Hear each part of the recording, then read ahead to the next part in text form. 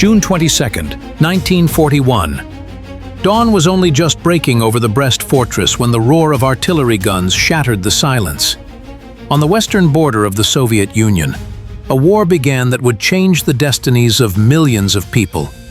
The Brest Fortress, built in the 19th century as an outpost of the Russian Empire, now became the first line of defense against Nazi Germany. Its mighty walls, surrounded by the waters of the Bug and Mukovets rivers, transformed into an arena of incredible courage and resilience for Soviet soldiers. On the eve of the war, the fortress was not prepared for defense. Border and rifle units, families of servicemen, and a hospital were stationed there. No one expected that these very people would become participants in one of the most heroic episodes of the beginning of the Great Patriotic War. The strategic location of the fortress made it a key objective for the German command. The capture of this fortified area opened a direct road deep into Soviet territory. That is why an entire Wehrmacht division, equipped with the latest technology and weaponry, was allocated for the assault. The German command planned to take the fortress in a few hours, but they miscalculated. What happened next became a legend of unbending will and unparalleled courage. June 1941. The Brest Fortress lived the usual garrison life. Located on the western border of the Soviet Union, it housed several military units with a total strength of about 7,000 people. The 42nd and 125th Rifle Regiments of the 6th Rifle Division, the 33rd Separate Engineering Regiment, the 9th Border Outpost, and other units were stationed in the fortress. The barracks also housed the families of servicemen, about 300 women and children. None of them suspected that soon they would become participants in one of the most heroic battles of the beginning of the war. The command did not prepare the fortress for defense. Ammunition was stored in limited quantities, mainly for training purposes. Food warehouses were located outside the fortifications. Most commanders were on weekends in the city or had left for summer camps with part of the personnel.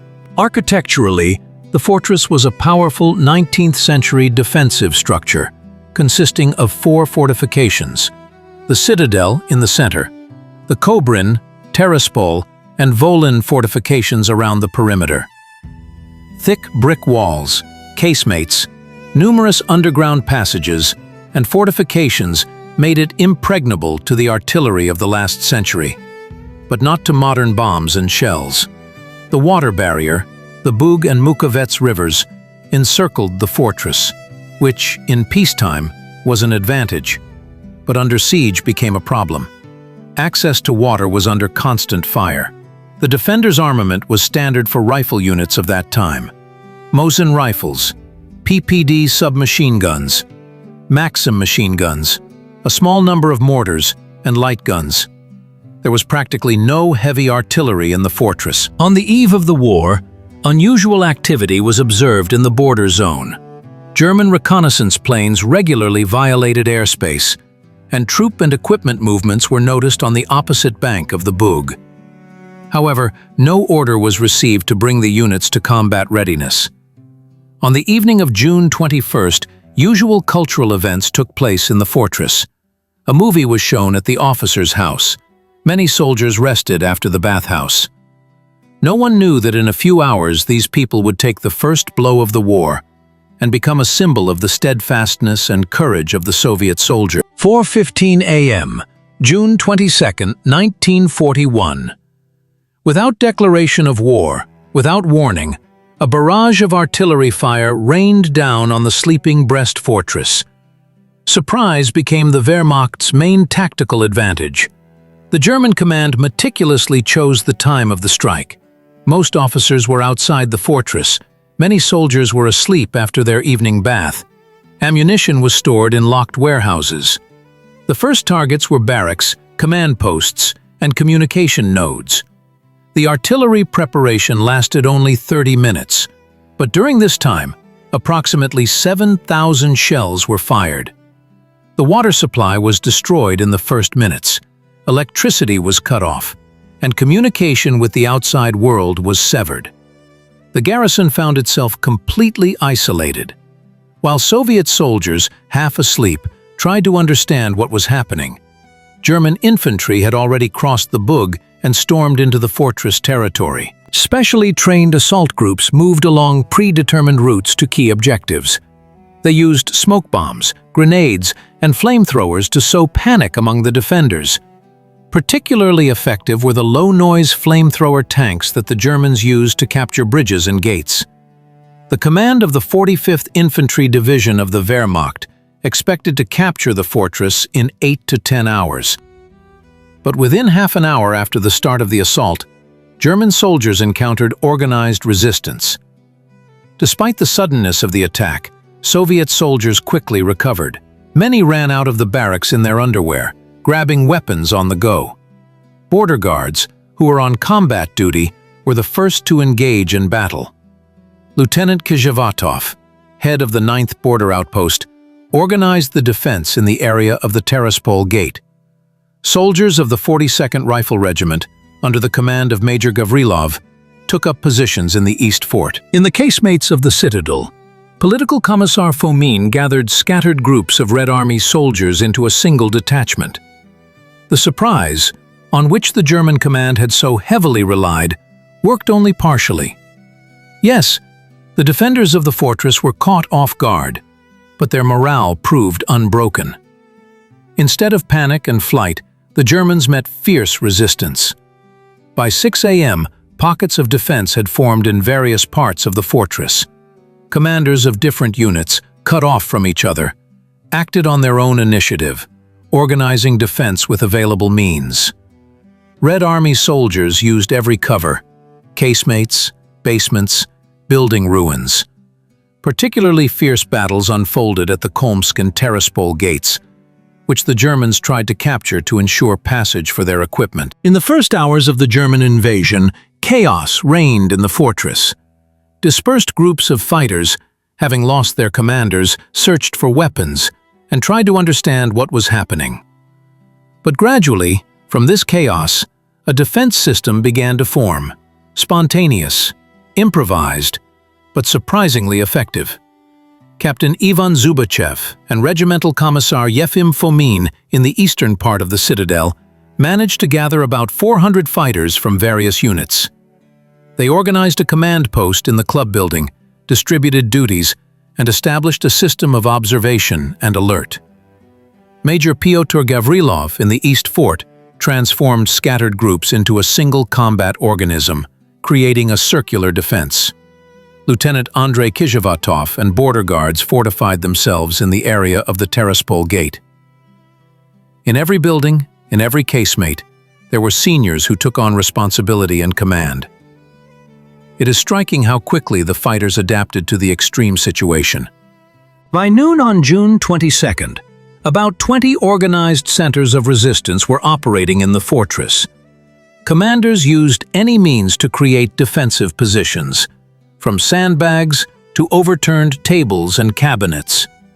Special attention was paid to conserving ammunition. Firing was allowed only when certain. Every cartridge counted. The most important factor was psychological support. Political instructors and commanders toured positions, explained the situation, and instilled confidence. Many fighters were young, recently conscripted, and for them, the example of older comrades was crucial. Aid stations were organized in the casemates, where nurses and doctors provided assistance to the wounded. Women and teenagers helped carry ammunition, bandage the wounded, and collect weapons from the fallen. Even in conditions of complete isolation, the defenders managed to establish a primitive but effective communication system between pockets of resistance. They used underground passages, dashes under fire, and conventional signals. On the night of June 22nd, the commanders held a meeting in the basement of the 42nd Regiment's barracks, where they coordinated a general plan of action. They decided to hold out to the last, conserve ammunition, and prepare for a prolonged defense. No one believed in quick help from outside. Everyone understood that they were deep behind enemy lines. The 45th Infantry Division of the Wehrmacht, which stormed the Brest Fortress, was a well-equipped and trained unit. The division was commanded by Major General Fritz Schlieper, an experienced officer who had participated in the Polish campaign and combat operations on the Western Front. The division included 3 infantry regiments, the 133rd, 135th, and 137th, as well as an artillery regiment, an anti-tank battalion, an engineer battalion, and other units. The total strength of the division was approximately 17,000 men, 2.5 times more than the defenders of the fortress. The German soldiers had superior weaponry: Mauser automatic rifles, MG-34 and MG-42 machine guns, and mortars of various calibers. The artillery regiment was equipped with 105mm and 150mm howitzers. Special flamethrower tanks and Stug 3 assault guns were also brought in for the assault on the fortress. Air support was provided by Junkers 87 dive bombers. A distinctive feature of the division's preparation was a thorough analysis of the fortress plan. Each assault group commander received detailed maps indicating targets. German intelligence conducted extensive work, studying the location of barracks, warehouses, and command posts. The capture of the fortress was divided into 3 stages: artillery preparation, to suppress strongholds, assault on the main fortifications, and mopping up remaining pockets of resistance. According to the Barbarossa operation plan, the fortress was supposed to fall within the first 8 hours of the war. The 45th Division was then to move further east without delay. For the German command, it was fundamentally important to quickly overcome this line to avoid disrupting the overall pace of the Army Group Center's offensive. German tactics were based on the use of surprise, superiority in firepower, and mobility. Assault groups consisted of interacting units: infantrymen, sappers with explosives, and flamethrower operators. They were to quickly penetrate fortifications, block the garrison in individual buildings, and destroy it piecemeal. However, the German command's plan encountered a reality they could not foresee. Instead of demoralized soldiers caught by surprise, they met stubborn resistance from people ready to fight to the last bullet.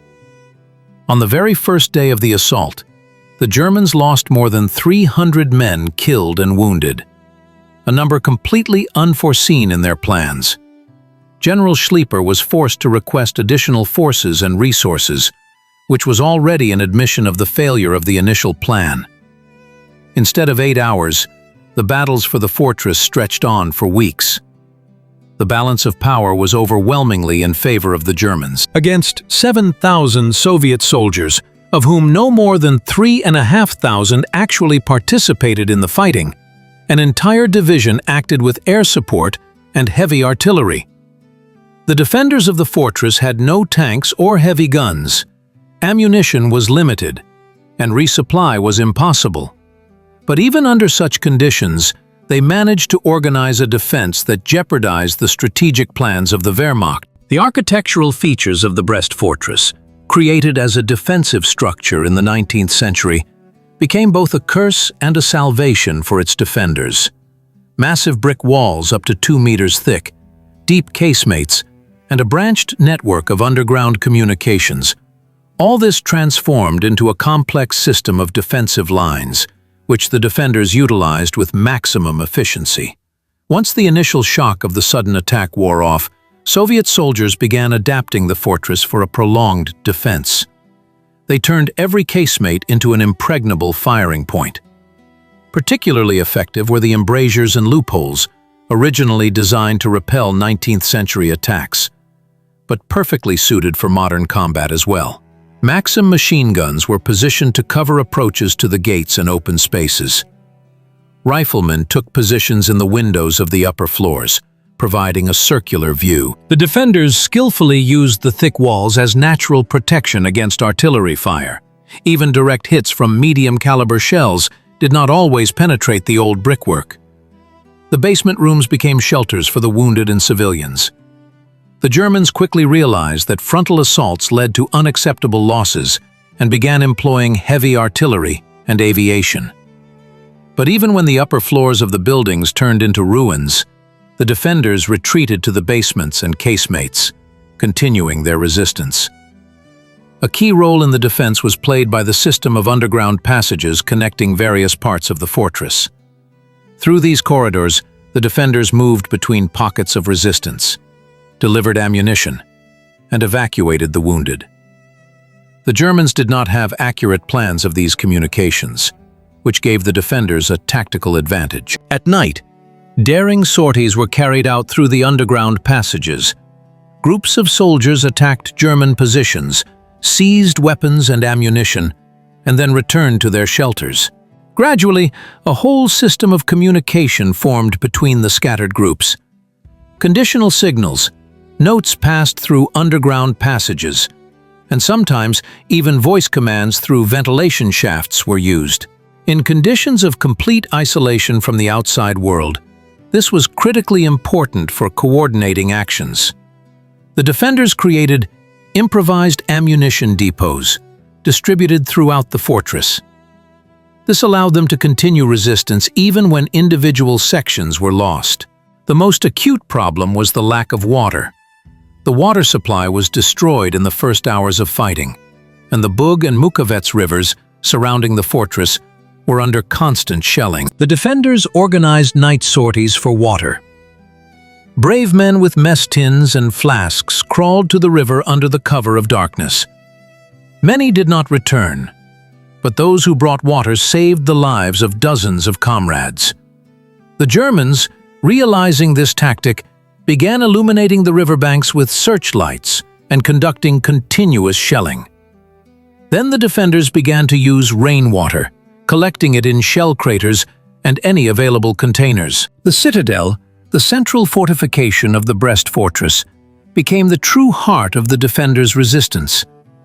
Located on the central island, it was a two-story circular structure with powerful walls and numerous casemates. It was here that the most fierce battles unfolded, which went down in history as an example of the incredible resilience of Soviet soldiers. The German command perfectly understood the strategic importance of the citadel. By capturing it, they would gain control over the entire fortress.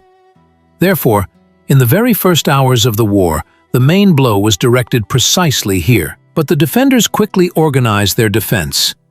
Captain Ivan Zubachiov and Regimental Commissar Yefim Fomin managed to unite disparate groups of fighters into a single detachment of about 400 people. A distinctive feature of the citadel's defense was the skillful use of its architecture.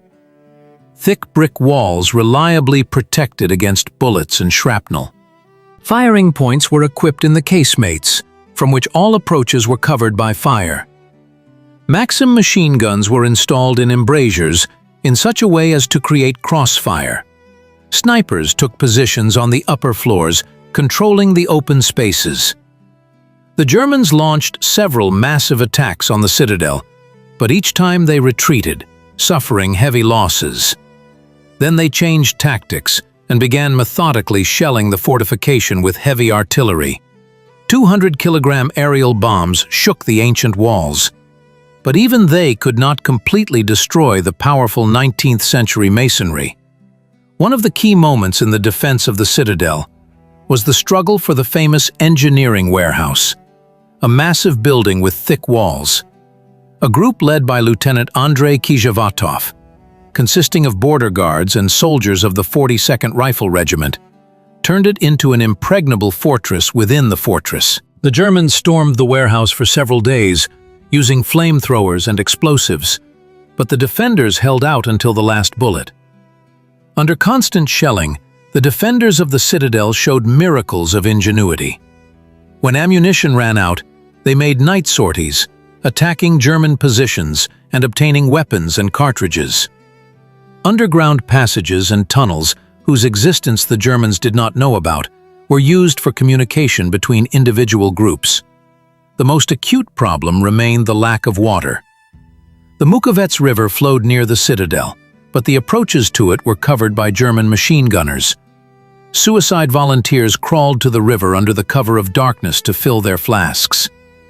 Many did not return, but those who brought water saved the lives of dozens of comrades. The Cobrin fortification, located in the northeastern part of the Brest Fortress, became one of the most stubborn pockets of resistance in June 1941.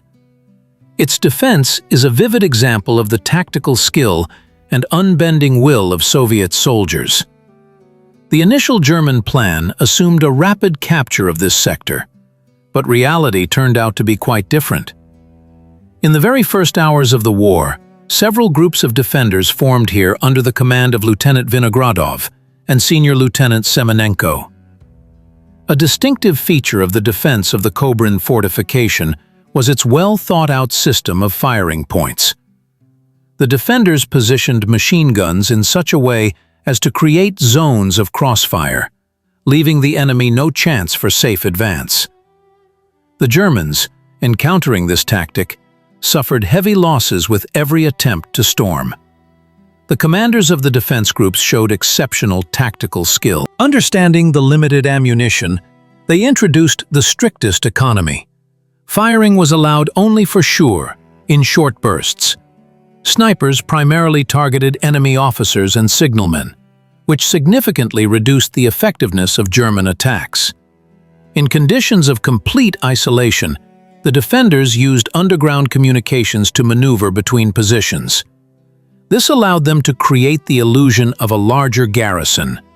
The Germans constantly encountered fire where, it would seem, they had already suppressed resistance.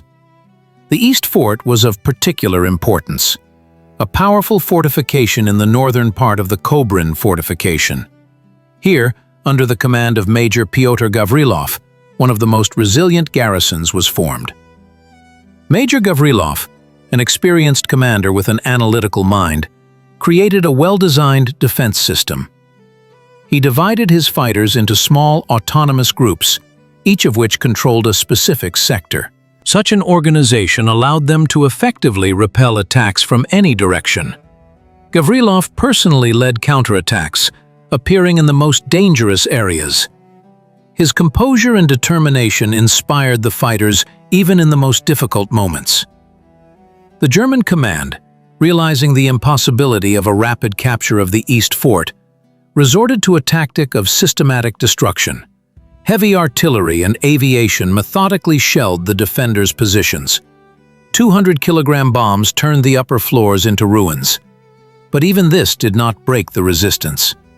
The fighters simply moved into basements and casemates, continuing to fire from embrasures and breaches in the walls. When the Germans resorted to smoke attacks, trying to smoke out the defenders from their shelters, they used wet rags to protect against suffocation. Every meter of territory had to be taken with a fight, incurring unjustifiably high losses. By the end of June, the German command was forced to admit that their initial plans had completely failed. Instead of a rapid capture, they became bogged down in protracted battles, which diverted significant forces from the main offensive. The East Fort continued to resist, even when other parts of the fortress had already fallen. Major Gavrilov and his fighters held out until July 23rd, more than a month after the start of the war. Gavrilov himself was captured, severely wounded, but unbroken. The Kolm Gate held a special place within the defense system of the Brest Fortress. Located in the southern part of the citadel, they connected it to the southern island and were one of the key entrances into the fortress. In the first hours of the war, the German command attached strategic importance to the capture of these gates. Through them, they planned to introduce armored vehicles to swiftly suppress resistance in the central part of the fortress. However, the defenders turned this section into an impregnable stronghold. Lieutenant Vinogradov took command of the defense of the Kolm Gate, managing to gather around 60 fighters from various units. They took up positions in the casemates on both sides of the gates, setting up 2 heavy machine guns with intersecting fields of fire. The approaches to the gates were swept by fire from all sides, making a frontal assault suicidal for the enemy. The Germans launched their first assault on the gates on the morning of June 22nd. 2 companies of infantry, supported by flamethrowers, attacked the defenders' positions, but were met with a hail of fire. The machine guns proved particularly effective. Their point-blank fire literally mowed down the attackers. After 3 hours of fighting, the Germans retreated, having lost more than 50 men killed and wounded. The defenders lost 7 but maintained control over the gates. Realizing the impossibility of a frontal assault, the German command changed tactics. For the next 2 days, the positions at the Kolm Gate were subjected to continuous artillery shelling. Heavy shells destroyed the brickwork, but the defenders took cover in deep casemates, continuing to hold their positions. On June 24th, the Germans employed a new tactic, a night attack using smoke grenades. Under the cover of a smoke screen, an assault group attempted to plant explosives at the gates, but was discovered and destroyed. Snipers played a special role in the defense. 3 fighters, armed with rifles with optical sights, controlled the approaches to the gates, systematically eliminating German officers and observers. This seriously disorganized the enemy's actions. The importance of the Kolm Gate to the overall defense system of the fortress cannot be overstated. By holding this line, the defenders blocked a crucial direction of the German offensive, forcing the enemy to disperse forces and resources. Furthermore, communication between the citadel and the groups defending on the southern island was maintained through these gates. At night, couriers passed through them, and ammunition and provisions were delivered. Water and ammunition, 2 resources that determined the fate of the defenders of the Brest Fortress. Already in the first hours of fighting, German artillery destroyed the water supply, turning thirst into a terrible ally of the invaders. The Mukovets River, encircling the fortress, became both a salvation and a deadly trap. The German command quickly realized the strategic importance of the water approaches and organized round-the-clock surveillance of the banks. Machine gunners received clear orders to shoot at any movement near the water. The defenders of the fortress developed a special tactic for obtaining water. At night, when darkness concealed movement, volunteers with mess tins and flasks crawled to the river. They moved slowly, overcoming short distances for hours, freezing at every flare. Many did not return. The riverbanks were strewn with the bodies of the dead. Those who brought the precious moisture became true heroes. Water was distributed in the strictest way, first to the wounded and children, then to the fighters in advanced positions. Commanders received it last. A portion often consisted of only a few sips a day. When access to the river became practically impossible, the defenders began to collect rainwater in shell craters, used condensate on basement walls, and squeezed moisture from grass. In the most difficult moments, they drank their own urine, diluted with the last drops of water. The problem with ammunition was no less acute. The main weapons depots were located outside the fortress or were destroyed in the first hours of the bombardment.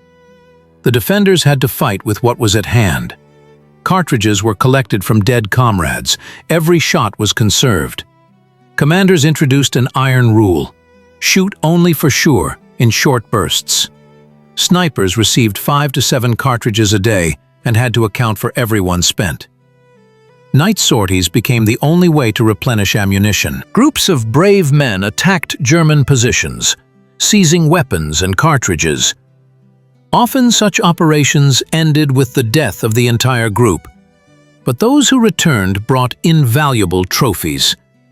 German submachine guns and machine guns became a desirable prize. Their ammunition could be captured from the enemy.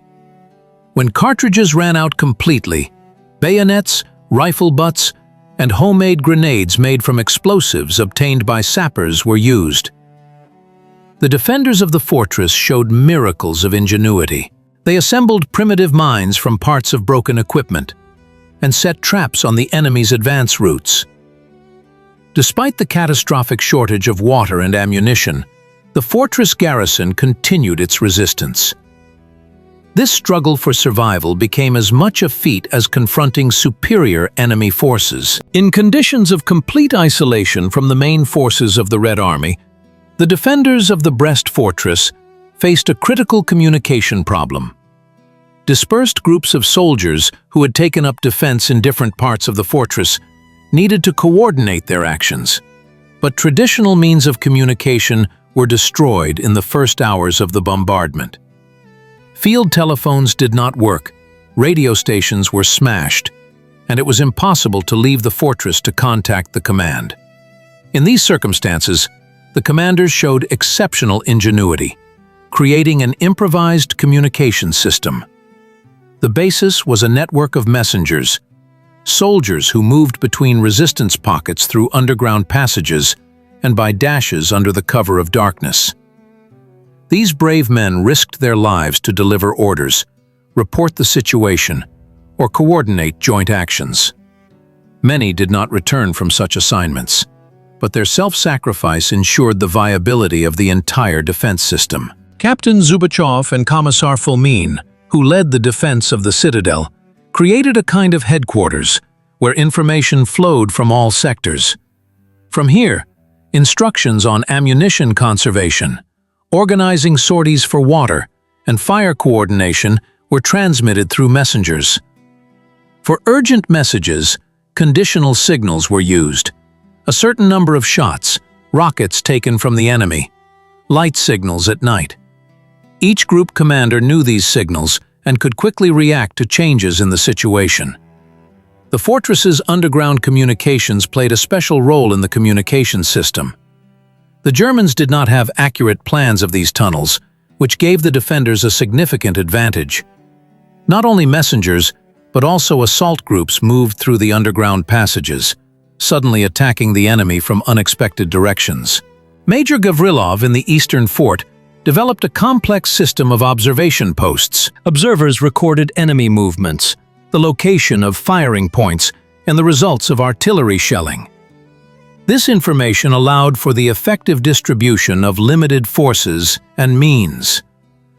For transmitting information between closely located casemates, improvised means were used. Notes tied to stones, rope systems, and sometimes even voice commands through ventilation holes or breaches in the walls.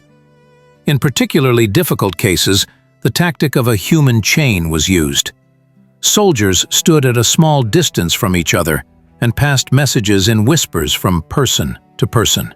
Despite all the difficulties, the defenders managed to create an effective command system that allowed them to make the most of the available resources and hold out much longer than the German command expected. From the first days of the siege of Brest Fortress, the German command relied on overwhelming superiority and firepower. Against a handful of defenders, armed mainly with small arms, significant artillery forces and aviation were deployed.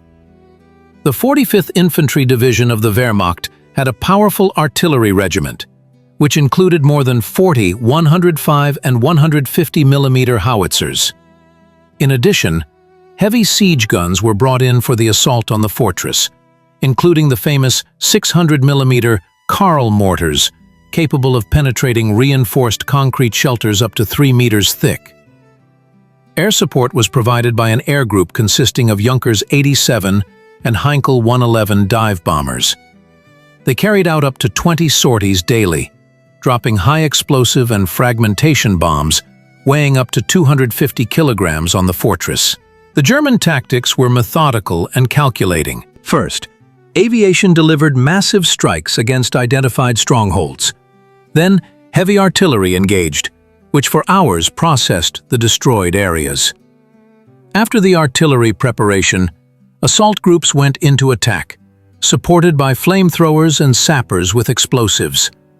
The defenders of the fortress countered this might with incredible ingenuity and resilience. They quickly adapted to the constant bombardments, learning to identify approaching aircraft by sound and to take cover in the most durable casemates in time. For protection against fragments, they used everything at hand, from brick rubble to overturned tables and cabinets. One of the main tactical innovations was the creation of false firing positions. Defenders placed dummy machine guns in the windows of destroyed buildings, which drew aviation and artillery fire, allowing real shooters to operate from cover. The Germans spent hundreds of shells suppressing non-existent positions. Another effective technique was the tactic of nomadic firing positions. Machine gunners never stayed long in one place. After firing a few bursts, they quickly changed position. This created the illusion for the enemy of having many more machine guns than there actually were. Major Gavrilov in the Eastern Fort developed a special system of shelters that minimized losses from artillery shelling. Soldiers were located in small groups of 2 or 3 people in different parts of the casemates. If one shelter was destroyed by a direct hit, the others continued to resist. Psychological warfare became a crucial aspect of the standoff at Brest Fortress. The German command, facing unexpectedly stubborn resistance, quickly realized the need for not only physical, but also moral suppression of the defenders. As early as the 3rd day of the siege, planes appeared over the fortress, scattering leaflets. "Valiant soldiers, your situation is hopeless. The German army is already 100 kilometers to the east. You are surrounded, no help will come.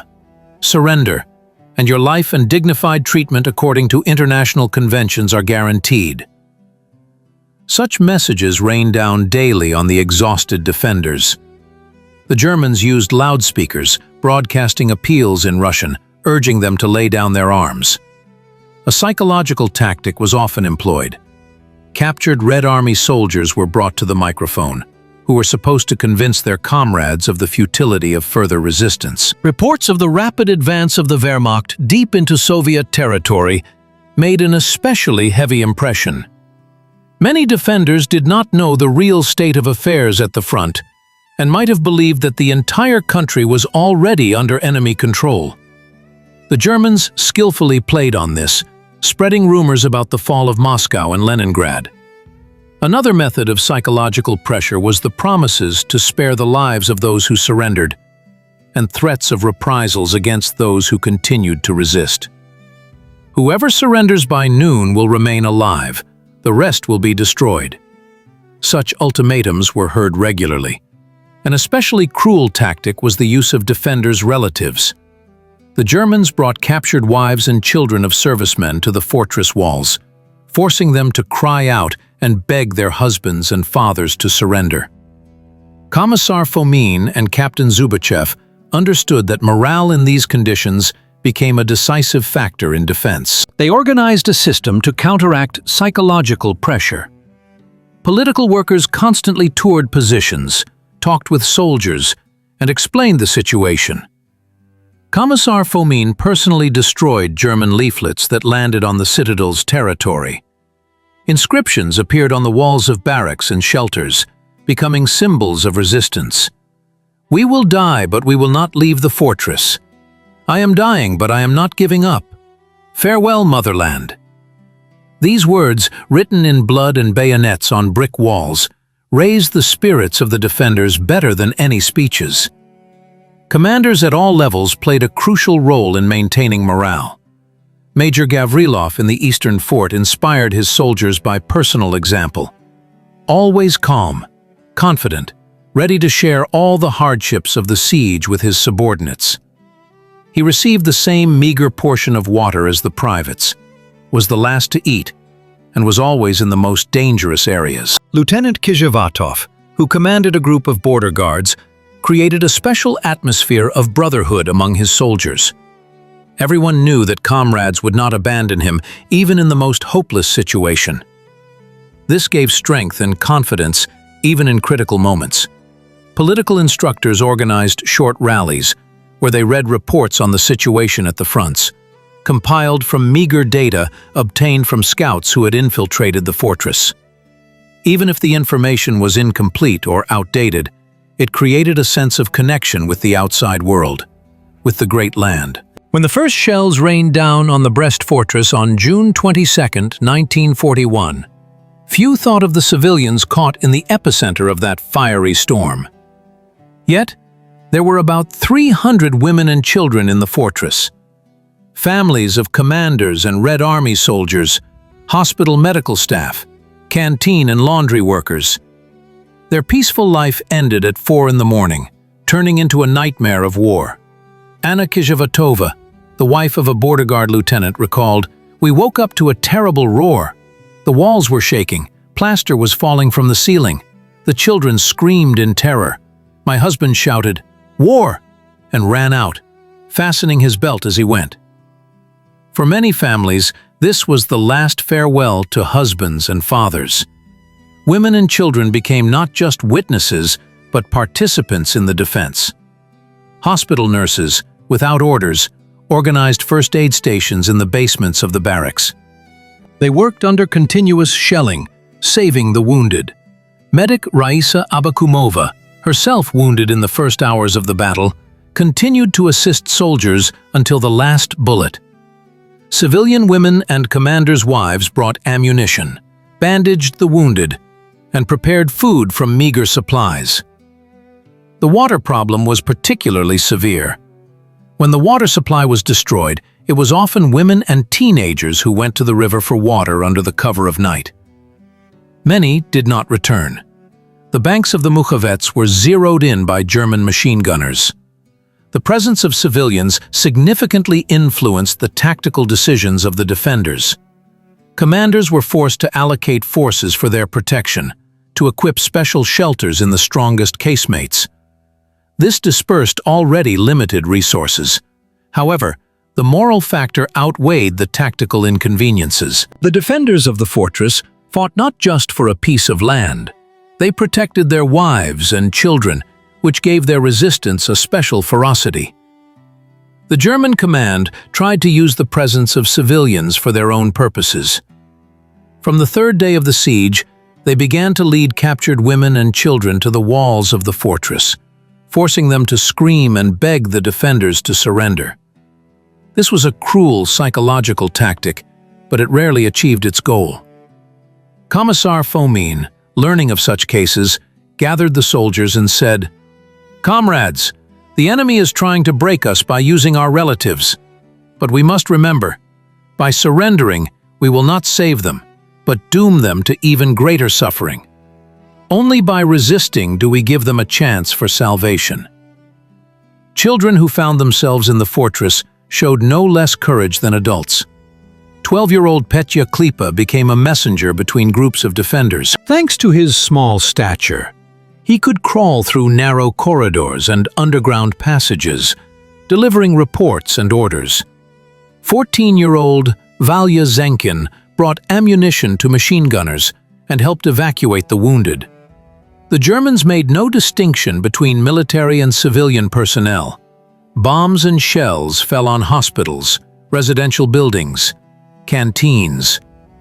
By the end of June, only a few dozen women and children remained alive, hiding in deep basements. They suffered from thirst, hunger, and wounds, but continued to help the defenders of the fortress. The fate of many civilians who found themselves in the Brest Fortress remained unknown.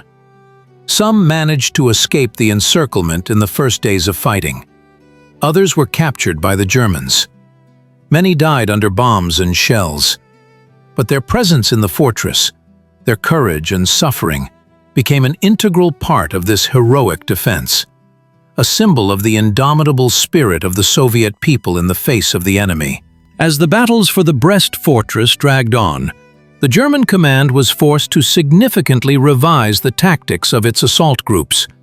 The initial plan for a lightning-fast capture of the fortifications failed, and now the Wehrmacht faced the need to adapt to a prolonged siege. If, in the first days, the Germans relied on massive frontal assaults, by the end of June their tactics became much more methodical and cautious. Assault groups, which previously numbered up to a company of soldiers, were reduced to platoons and even squads.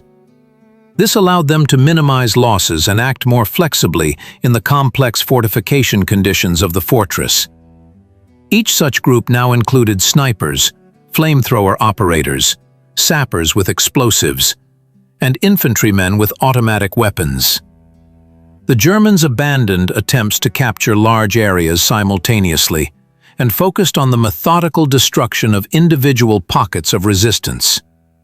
The tactics of using flamethrowers changed particularly noticeably. If earlier flamethrower operators went in the first ranks of attackers, becoming easy targets for Soviet snipers, now they operated from cover, under the cover of machine gun fire. Flamethrowers were used primarily to smoke out defenders from basements and casemates, where shells could not penetrate. The German command also revised the role of artillery and aviation. Instead of chaotic bombings of the entire fortress territory, they switched to pinpoint strikes on identified strongholds of resistance. Before each attack, thorough reconnaissance was carried out. Observers recorded firing points, movements of defenders, and possible entrances to underground communications. Only after this was a concentrated strike by heavy artillery delivered, and then assault groups entered the fray. The tactics of night operations also changed significantly. In the first days, the Germans avoided attacking in the dark, fearing counterattacks from the defenders. But by the end of June, they mastered the tactics of night raids using illuminating flares. Small groups penetrated the fortress territory, set booby traps on the defenders' routes, poisoned water sources, and planted explosives in dilapidated buildings. The fortress defenders quickly adapted to the enemy's new tactics.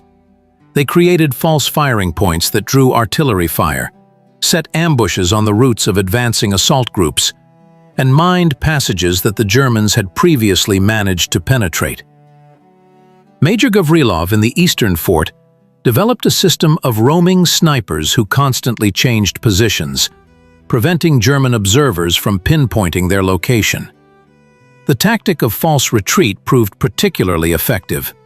The defenders simulated a withdrawal from a certain area, and when the Germans entered it, they fell under crossfire from pre-prepared shelters. By early July, the German command was forced to admit that standard assault methods were not working against the defenders of the Brest Fortress. Then they switched to a tactic of complete isolation and attrition.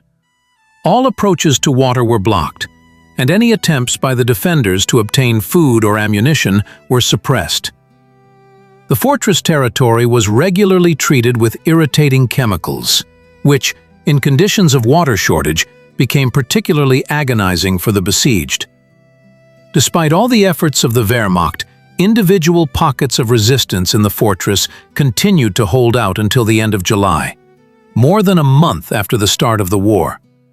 This was unprecedented for the initial period of the Great Patriotic War, when German tank columns advanced dozens of kilometers a day. The evolution of the tactics of German assault groups during the siege of the Brest Fortress clearly showed that even the most perfect war machine is forced to adapt when faced with the unyielding will of defenders ready to fight to the last bullet. By the end of June 1941, the Brest Fortress was in ruins, but continued to resist.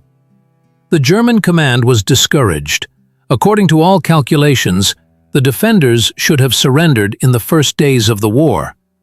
However, scattered groups of soldiers continued to operate in the basements, casemates, and dilapidated buildings, turning every corner of the fortress into an impregnable bastion. These last pockets of resistance became a phenomenon that did not fit into the Wehrmacht's military logic. How could people without water, almost without ammunition, in complete isolation, continue the fight? The eastern fort, under the command of Major Gavrilov, held out the longest. A unique system of survival in impossible conditions was formed here. The soldiers learned to collect dew from stones and grass, using pieces of cloth for this purpose. At night, brave men still made their way to the river, but now they moved only during a full moon, when the Germans used fewer illuminating flares. To conserve ammunition, Gavrilov introduced a strict rule: every shot must hit its target. Snipers received 3 to 5 cartridges a day and reported on each one expended. When Soviet ammunition ran out, captured weapons were used. The Germans, realizing the futility of an assault, switched to a tactic of complete blockade. All approaches to water were mined, and the fortress territory was regularly treated with chemicals. The defenders used wet rags to breathe in these conditions, Surprisingly, even in such circumstances, the defense was organized with military precision. Every soldier knew his task, his sector of fire. Communication between disparate groups was maintained through underground passages and with the help of conventional signals. German historians later acknowledged, the defenders of the fortress demonstrated the highest level of tactical skill and combat training. The last defenders of the citadel held out until the 20th of July. Lieutenant Vinogradov's group in the basements of the 125th Regiment's barracks fought even when they had 5 cartridges per person left. Bayonets, sapper shovels, and stones were used. Major Gavrilov was captured only on July 23rd, on the 32nd day of the war. Exhausted by thirst and wounds, he continued to resist until the last moment. The German soldiers who captured him were struck by his resilience and accorded him military honors. The defense of the Brest Fortress represents a unique military tactical phenomenon, demanding in-depth analysis from the perspective of modern military science. In studying this heroic episode, specialists identify several key factors that ensured such prolonged resistance. First and foremost, the defenders masterfully utilized the architectural features of the fortress. The thick brick walls, built in the 19th century, proved surprisingly resilient to modern munitions. Even direct hits from aerial bombs could not always completely destroy the casemates. The commanders of the defense groups demonstrated exceptional tactical thinking, creating an echeloned system of firing points. When the upper floors turned to ruins, the defenders retreated to the basements, continuing to control the territory. The use of crossfire proved particularly effective. Machine guns were positioned to cover all approaches to key objectives. Major Gavrilov, at the eastern fort, implemented a tactic of roving firing points, where machine gunners regularly changed positions, creating in the enemy the illusion of a much larger number of weapons. Analyzing the defense's shortcomings, military experts note the insufficient preparation of the fortress for defense in the pre-war period. The lack of water, food, and ammunition supplies significantly limited the defenders' capabilities. Ammunition depots were located outside the fortress and were quickly captured by the enemy. The water supply was destroyed in the first hours of the bombardment, turning thirst into the Germans' main ally. This makes the commander's ability to overcome these critical deficiencies even more astonishing. They developed a system of strict ammunition conservation. Every cartridge counted, and firing was only permitted when certain of a hit. For water procurement, night sorties to the river were organized, despite the mortal risk. Modern military analysts highly commend the command system established under conditions of complete isolation. Captain Zubachov and Commissar Fomin in the citadel, and Major Gavrilov in the eastern fort, managed to establish effective communication between scattered groups through underground communications and with the help of messengers. This allowed for the coordination of actions and the maximization of limited resources. One of the most important tactical achievements was the creation of autonomous centers of resistance, capable of acting independently if contact with command was lost. Each group commander made decisions based on the specific situation, demonstrating initiative and tactical flexibility. The German command, confronted with such a defense system, was forced to constantly adapt its tactics, which slowed the pace of the offensive and led to unjustified losses. The heroic defense of the Brest Fortress significantly influenced the strategic plans of the German command in the initial period of the war. According to the Barbarossa operation plan, the 45th Infantry Division of the Wehrmacht was supposed to capture the fortress in 8 hours and move on eastward without delay. However, the stubborn resistance of the defenders completely disrupted this schedule.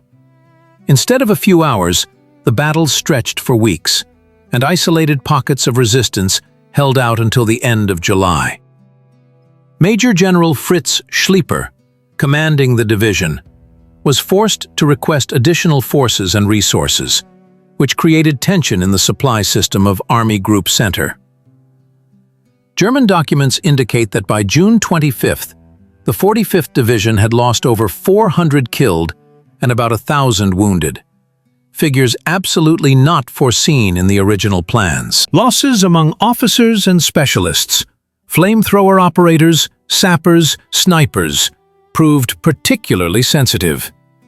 This significantly reduced the combat effectiveness of the division in subsequent operations. Instead of participating in the offensive on the Minsk direction, a significant part of the division's forces was tied down by battles in the fortress. This created a gap in the German troops' offensive order, which had to be filled by reserves. The delay in the advance of the 45th Division had a domino effect. The schedule for ammunition and fuel supply was disrupted, and the pace of the offensive of neighboring units was thrown off. German generals later admitted that the stubborn resistance of the Brest Fortress was one of the first signals that the blitzkrieg might not work on the Eastern Front. The command of Army Group Center was forced to revise its assessments of the morale and resilience of Soviet troops. If earlier they had counted on a quick moral breakdown and mass surrender, now they had to prepare for protracted battles for every stronghold. This required a completely different expenditure of ammunition, fuel, and human resources. The psychological impact of the fortress's defense on German soldiers proved particularly important. Many of them encountered such fierce resistance for the first time and were shocked by the readiness of Soviet soldiers to fight to the last bullet. This undermined confidence in the quick and easy victory that propaganda had promised them. Wehrmacht privates anxiously wrote home about the fanatical resistance of the Bolsheviks. For the Soviet command, the heroic defense of the Brest Fortress had enormous moral significance. In the catastrophic beginning of the war, when German tank columns advanced dozens of kilometers a day, the resilience of the fortress defenders showed that the Wehrmacht was not invincible. This story inspired other units to organize defenses even in the most hopeless situations. The tactical lessons of the fortress defense were carefully studied by the Soviet command. The experience of creating autonomous pockets of resistance, capable of operating in complete encirclement, was later used in the defense of Leningrad, Stalingrad, and other cities. The German command was forced to admit that it had underestimated the morale of Soviet troops and their capacity for self-sacrifice. This led to a revision of strategy on the Eastern Front and a rejection of overly optimistic forecasts. The story of the defense of the Brest Fortress amazingly went from almost complete oblivion to becoming one of the main symbols of the Soviet people's resilience. In the first months of the war, few knew about the feat of the fortress defenders. The front was rapidly rolling back to the east, communication with the encircled garrisons was lost, and too few survivors remained. The Soviet command, busy organizing defense in the main directions, did not have full information about what was happening in the fortress in June-July of '41. The first information about the heroic defense began to arrive in the autumn of '41 from Red Army soldiers who had escaped captivity. Their stories were passed by word of mouth, gradually acquiring details. However, the feat of the fortress defenders did not receive official recognition for a long time. Everything changed in '42, when the writer and war correspondent Sergei Smirnov accidentally heard the story of the Brest Fortress from one of the surviving defenders. Struck by what he heard, he began to collect testimonies from participants in the defense, search for survivors, and work with archival documents. The result of this painstaking work was the book Brest Fortress, published in 1957. It was this book that brought the names of the heroes back from oblivion and made the defense of the fortress the property of the entire Soviet people. The influence of this story on the morale of the army and the population can hardly be overestimated. In the most difficult days of '41, when German tanks were rushing towards Moscow, examples of resilience and courage were as necessary as air. Political workers read out the first reports about the fortress defenders to the soldiers, inspiring them to resist. If they could hold out for a month against an entire division, will we retreat? These words were heard at the front lines, raising the morale of the soldiers. By the middle of the war, the story of the defense of the Brest Fortress became widely known in the army. It was included in political training programs and told to recruits before being sent to the front. The testimonies of how a handful of people tormented by thirst continued to fight even when German tanks were already near Moscow made a particularly strong impression. This made it clear to every soldier: surrender is not an option, even if the situation seems hopeless. The Brest Fortress has long become a symbol of the unbending courage and resilience of the Soviet people. Today, decades after those heroic events, its history continues to stir the hearts of people of different generations. The memorial complex, Brest Hero Fortress, established in 1971, is visited annually by hundreds of thousands of people from various countries around the world. They come here to honor the memory of those who, in the first hours of the war, bore the brunt of the Wehrmacht's assault and did not waver in the face of what seemed to be inevitable defeat. The inscription, "We shall die, but we shall not leave the fortress," carved on the granite slabs of the memorial, has become a kind of testament to descendants, to remember the price of victory and those who paid that price. In the historical memory of the people, the defense of the Brest Fortress holds a special place. This is not just an episode of military history. It is a symbol of unbending will, of readiness for self-sacrifice for the motherland. That is why the history of the fortress's defenders has become an integral part of patriotic education of youth. School children and students study the garrison's feat in history lessons, visit museums and memorials, and meet with veterans and their descendants. For modern military science, the lessons of the defense of the Brest Fortress remain relevant even today. The experience of organizing defense in conditions of complete isolation, without communication with command and with a shortage of ammunition, is studied in military academies. Special attention is paid to psychological aspects. How commanders manage to maintain the morale of soldiers in seemingly hopeless situations. Major Gavrilov, Captain Zubachev, Commissar Fomin, Lieutenant Kijavatov. These names have become symbols of officers' honor and duty. Their tactical decisions, their ability to organize defense with minimal resources, their capacity to inspire subordinates by personal example. All this represents enormous value for the training of modern officers. Historians continue to research documents related to the defense of the fortress. Every year, new facts are discovered. Previously unknown testimonies of participants in those events are found.